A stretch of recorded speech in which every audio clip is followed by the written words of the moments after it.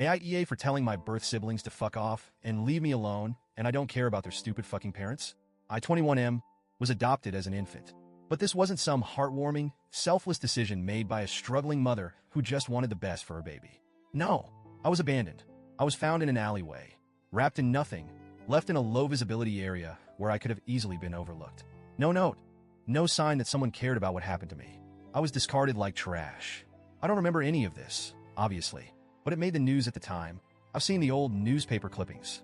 A mystery baby, left for dead. If someone hadn't found me when they did, I wouldn't be here today. The people who saved me weren't my birth parents. They were total strangers. My adoptive parents? They're the people who raised me, loved me, wanted me. They were honest with me from a young age about my adoption, but they never made me feel othered. I was part of their family, no questions asked. I grew up with siblings, all biological to my adoptive parents, but they never treated me like anything less than their brother. I had a childhood filled with love and laughter, and that was enough for me. I never felt the urge to go looking for my birth family. I never had some big identity crisis. The people who abandoned me had made their decision.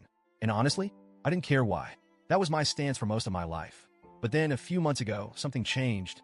I got engaged, my fiancé, and I started talking about our future, about kids. And for the first time, I had to confront the one real problem with not knowing anything about my birth family, medical history.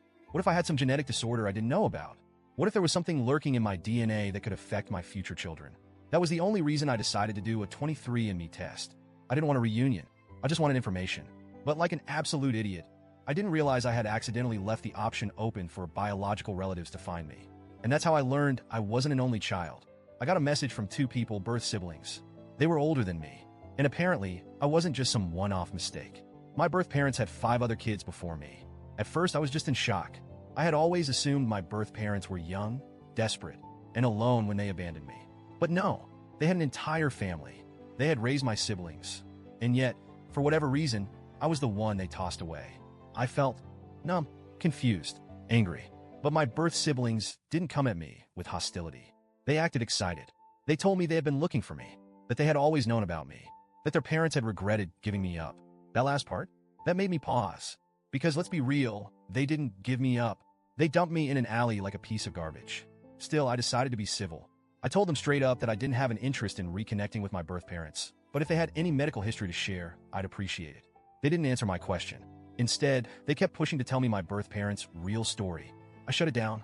I told them, flat out, that I didn't care why my birth parents abandoned me. I wasn't interested in reconnecting. I just wanted medical information. That's when things shifted. At first, they just seemed disappointed.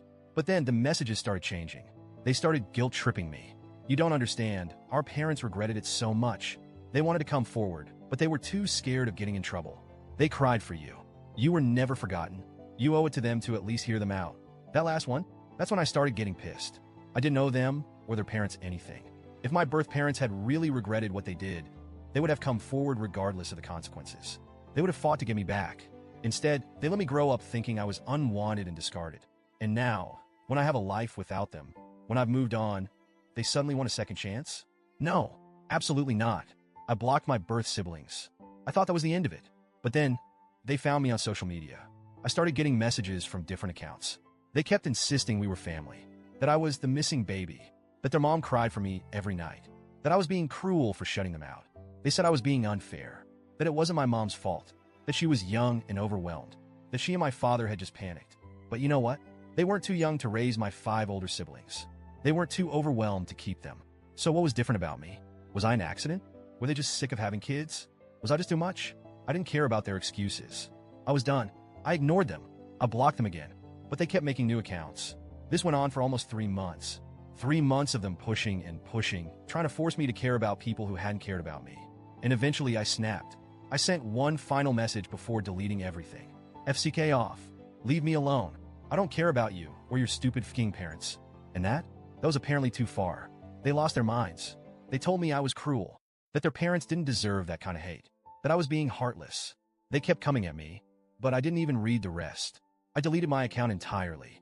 And now, I don't know. I don't regret cutting them off. I don't regret refusing to engage. I know I don't owe them anything, but was my final message too harsh? Was it too much? Because a part of me wonders, should I have just ignored them one last time instead of snapping?